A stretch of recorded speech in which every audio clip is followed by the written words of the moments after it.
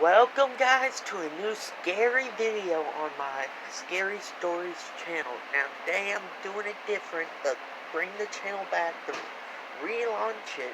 I'm going to be reacting to scary videos, and this one says mature audiences only. It's from the TikToker Mr Ballen. It's from him. It says, police were too scared to go into this house. Mature audiences only. Even if the beginning of the story feels a little bit dry, trust me when I say you want to stick around for the ending.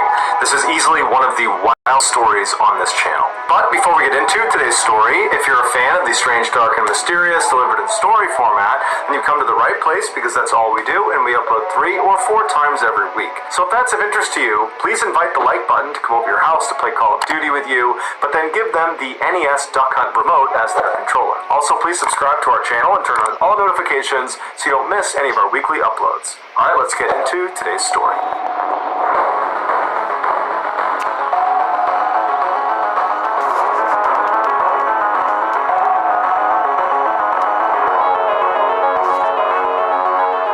The Chundawats were a big...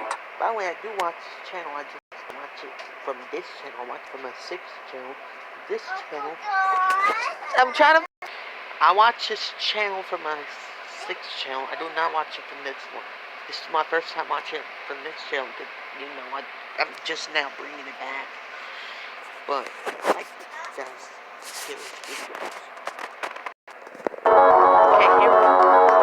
The Chundawats were a big, tight-knit, middle-class family who lived in a cramped city in northern Delhi, India. For generations, their family had been farmers living and working out in the desert, but in 1989, their beloved patriarch, Bhopal Singh, decided it was time for a change. That year, he sold all of his farmlands and then used the money from that sale to move with his wife and his youngest son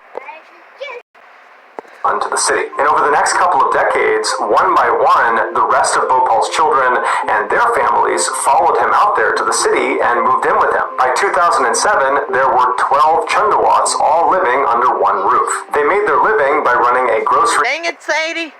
Okay. / plywood shop on the first floor of their house. The store was quite prosperous, not only because the goods they sold were top-notch, but also because the locals just really liked being around the Chundawats. Bhopal was this big, friendly personality that took on a sort of fatherly role in the neighborhood, and so locals began calling him Daddy just like his family did. Bhopal's wife, Narayan, took on a motherly role in the neighborhood, and so naturally was nicknamed Mommy. When she wasn't taking care of her own family, she'd be out... They call him Daddy and Mommy. Daddy and the white Mommy. I'm trying to look for the little Easter egg at the bottom also. Because he likes to drop like one. He dropped like Freddy Krueger at the bottom. One was like Elmo. I mean, not Elmo. I think one was Cookie Monster or something. There was like a... I don't know. I think a SpongeBob or something in the sky, or I don't know. He has Easter eggs in his videos. He could put something random that is not even horror related. Side handing out tea to workers on the street or looking after neighborhood kids. The rest of Bhopal's family, which included his 3 adult children, 2 of their wives, and 5 grandchildren, were also often seen down at the store, and they were highly regarded and respected as well. By all accounts, the Chundawats seemed like very successful and happy people that kind of had a perfect life. But in 2007... I'm doing something! I locked the door! They would face a crisis when Bhopal died. Knowing how much he meant to that family, neighbors were concerned that the family would fall apart without him. But surprisingly, immediately following his death, it was like the family started improving in all aspects of their life. It was like an already perfect family got even better. They began working extra long hours at their store, and before long they had earned enough money to open another store and put an addition on their house. They improved their health by changing their diet and cutting alcohol and tobacco out of of their lives. Their children, who were already very gifted students, began studying even more and did even better in school. And the whole family, from the youngest to the oldest, became exponentially more devout. While neighbors certainly noticed these changes in the Chundawats, none of them raised any eyebrows. In fact, people were impressed. This incredible family has managed to come out of a huge crisis better off and happier for it. Little did they know that behind the scenes, something totally sinister was driving these changes. Fast forward 11 years to July 1st, 2018. That morning, like every other morning, locals began lining up outside of the Chundawats grocery store, waiting for them to open their doors. The Chundawats were known to be extremely punctual, and at 6 a.m. sharp every day, they opened those doors. But this morning, 6 a.m. came and went, and the store stayed dark and the doors stayed closed. People began calling the Chundawats, but none of them had their phone on. And so eventually, a 79-year-old neighbor decided they would just walk up the steps to the Chundawats' house and check on them themselves. And so up they went, they knocked on the door, they yelled out for the family, but nobody came to the door, everything was off. And so eventually, they just tried the doorknob and twisted it, and it turned. Okay, real photo again. He swings it open and he yells out the family's name, and as soon as the door flings open... What if you could earn $600 per year listening to the music you love? You can earn money online while listening. I already told you why, Sadie. I'm not telling you And you again. can see inside, he nearly faints. He backpedals, he screams, he runs down to the street, and he yells for someone to call the police. Luckily, there was a police officer in the area, and so very quickly they came over and they cleared the crowd out of the way that was forming at the base of the Chundawat steps. They were all looking up to see whatever this neighbor had seen. And before the officer actually ascended the stairs, someone told him what was seen inside of the house. Yeah? And so he's mentally preparing himself for what he's about to walk into. He walks up the stairs and he pauses right before turning the corner when he's going to actually see inside the house. He takes a deep breath, he knows what he's going to see, he turns the corner, he walks inside, and he's still completely shocked at what he's seeing. He would only be able to stay inside the house that first trip for about 10 seconds before he too turned around and ran out of there. He would say it was just too much, it was one of the worst things he had ever seen, and that he hopes he never has to see anything like that ever again in his career. Eventually, the police would go back inside the Chundawats' house, and after looking around, they would find 11 hidden diaries, and in these diaries would be the full, awful story of what happened to that family. In the first few days following Bhopal's death in 2007, the family called a priest to lead them in a prayer honoring their lost loved one, and just stared at him. They couldn't believe what they were hearing. A few years earlier, and after looking around, they would find 11 hidden diaries, and in these diaries would be the full, awful story of what happened to that family. In the first few days following Bhopal's death in 2007, the family called a priest to lead them in a prayer honoring their lost loved one. And during this prayer, Lalit, who was Bhopal's youngest son, at the time he was in his 30s, he began chanting. And as soon as he did, the rest of his family stopped what they were doing and just stared at him. They couldn't believe what they were hearing. A few years earlier, Lalit had been in this horrible accident where plywood had fallen off of a shelf and hit him in the head, nearly killing him. He survived the ordeal, but the damage to his head left him unable to speak. But now, here he is, chanting and speaking. And so as his voice grew stronger and stronger as he was doing this chant, the other family members just continued to watch him and listen to him, and then they began whispering to each other, "Daddy has returned." Following this prayer session, He had plywood that hit him in the head, and he couldn't speak. And then he starts doing a chant. These videos are creepy, but I can't stop watching these creepy videos. Even if they give me bad dreams, I can't stop watching them because they're so good. He's one of the best horror channels. Actually, not one of the best, the best horror channel. Sorry, else makes the top 10. But they're not really horror channels. Like, they talk about everything. Lalit kept his voice, and he began keeping a diary. The first of the 11 he ultimately filled. The first few entries in that first diary were fairly normal. They were just reflections on his day or on his life, but pretty quickly, the entries took a major turn. The first strange entry occurred on September 7, 2007. To that point, Lalit had been writing in kind of narrative format about his life and whatever it was he was writing about, but it just kind of abruptly stopped, and in its place was this really deliberate instruction for his family. It said they all needed to get a black and white photo of Bhopal, their patriarch, and put it in front of them, and then pray they're able to rid themselves of their old habits. From this point onward, the diary entries became more frequent, and they stayed in this kind of strange instruction format for the family. It was like it was a growing list of rules for the family to follow, and the tone of these instructions that Lalit is writing out in this diary became more and more aggressive, punitive, and hectoring. It was like the family was being punished, but the family appeared to obey all of these instructions.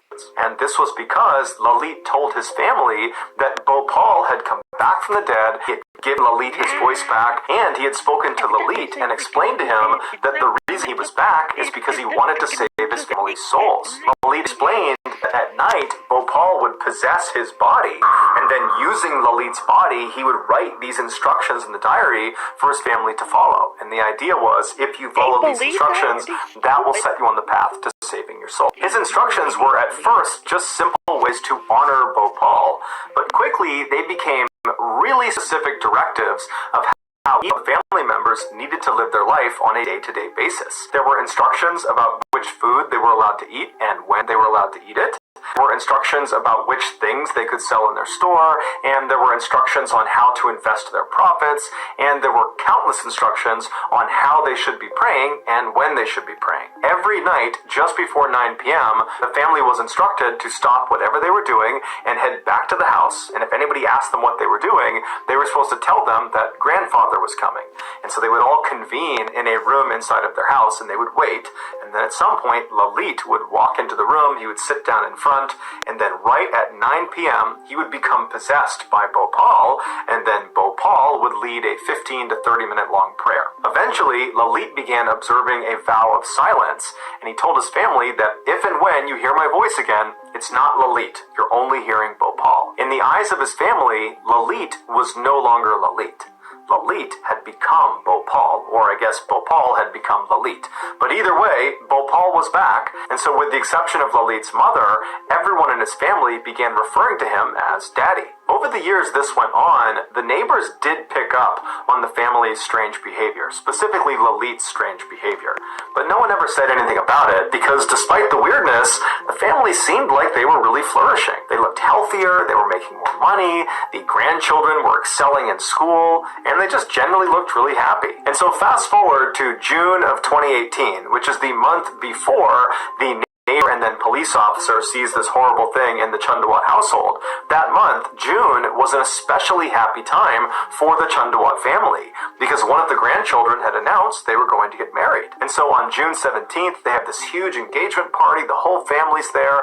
They're dancing for joy about this incredible announcement. And then they began shifting their focus to planning this wedding that everyone is so excited about. A couple of weeks later, on June 29th, the Chundawats had their neighbor over for dinner, and that neighbor would later say that nothing seemed amiss, and over dinner all the family wanted to talk about was this incredible wedding they were planning and how excited they were to go to it. And this wedding was several months away. Less than 48 hours after this dinner, the Chundawats failed to open their grocery store, and so the neighbor goes up the stairs, he opens the door, and he sees 10 members of the 11-person Chundawat family dangling from nooses in the front hallway. They were hanging very close together in a circular pattern that looked very intentional. Their hands and their feet were bound, they were blindfolded with strips of cloth, their mouths were taped shut, and their ears were packed with cotton balls. On the ground underneath them were black stools that had toppled over. The 11th and final member of the Chundawat family, which was the 77-year-old widow of Bhopal, was found dead laying in a bed nearby with a belt right next to her. The initial thought by police is this was a mass murder, but after reading the last few entries of Lalit's final diary, they realized it wasn't. Lalit had convinced his family that just abiding by Bhopal's strict instructions he gave them in the diary, that was not enough to save their souls. What they needed to do was participate in a ritual he was calling Vat Tapasya, which means worship at the hanging roots of the banyan tree. 8 days before their... Why do people in India and all that believe like that, oh, a spirit came back and told them to do something, so they do it and then they die? Why are people that stupid in other countries? that they believe that someone from the dead told them to kill themselves. Are people dumb, stupid, or dumb? Huh? Bodies were found, the family, who agreed to do this ritual, began practicing for it. And every night they'd work on binding their hands and their feet and then unbinding themselves, and they would tie nooses and put it around their neck, and they would tighten them, and then they'd loosen them and take them off, and they'd do it to each other until they were very good at doing all of those things. The day before their bodies were found, the family performed what's called a hawan, which is a ceremony of burnt offerings. And then afterwards they ordered food and then tied their dog up outside. At 10 p.m., one of the grandchildren and her mother left the house and went to a store, and then were caught on camera walking back to the house carrying these black stools that they would later use in the ritual. Just after midnight, it was time for the family to get in position. The parents helped their children put on their bindings, they got them up on their stool, and they put their... Why would parents do that? Are they stupid? You know, I'm never going to India after this crap. Why would they do that? Are they stupid? nooses around their neck and cinched it down tight and told them to wait. And then afterwards they did the same thing to themselves. At this point, Lalit's mother most likely realized she was not able to climb up onto the stool because she was hurting or she was tired, and so a decision was made to move her into the bedroom. And so she, along with Lalit and Lalit's wife Tina, walked into the bedroom, and once she was laying down on the bed, Lalit put a belt around her neck, and then he and Tina pulled on it until his mother went still, and then afterwards he took the belt off, put it next to her, and then Lalit and Tina casually walked back towards the front hallway where the 8 other family members were now in position. They're blindfolded with cotton in their ear, they have their noose on, they're just waiting, and Lalit and Tina walk around the room kicking their stools out from underneath them. And while their family slowly asphyxiates all around them, Lalit and Tina bind up their wrists and their ankles, they get on their stool, they blindfold themselves, they tape their mouth, they put cotton in their ears, they put their nooses on, they cinch them down, and then they both... Very last line in the final diary that Lalit kept, it says, "Keep water in a cup. I will appear and save when color changes." This ritual was supposed to allow the family to see Bhopal in person. Lalit told them that as soon as they were hanging, the skies would open up, the earth would tremble, and Bhopal would walk right into the room and save them from their death. And they were going to be able to prove that he was there, because not only would they have lived through this ritual, but also Bhopal was going to change the color of the water in the cup that was left out near their bodies. The family had even left the front door unlocked to make it even easier for Bhopal to come in and save them. The Chundawats were not committing suicide. They believed they were going to survive this ritual. This is why, just 2 days earlier at that dinner with the neighbor, they were eagerly talking about this wedding that was off in the future they were planning, because they believed they would get to attend it, even though they knew in 2 days they'd be performing this Vat Tapasya ritual. Ultimately, investigators closed the case as a mass suicide, citing the cause as shared delusion. So that's going to do it, guys. If you found the secret in today's episode, let us know in the comments.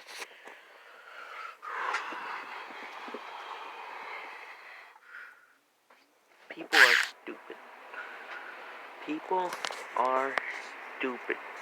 Why do people take their beliefs and that's what makes them kill themselves? Are they dumb, stupid, or dumb? So yeah, that was Mr Ballen videos. If you guys want me to react to more of these videos, give it a like. And this channel will probably be a reaction channel to only scary videos from now on. I probably won't tell scary stories. I might just call it Scary Reactions. But if you guys want scary stories, leave a like and let me know in the comments what stories I should do. Maybe I'll do them like once a month.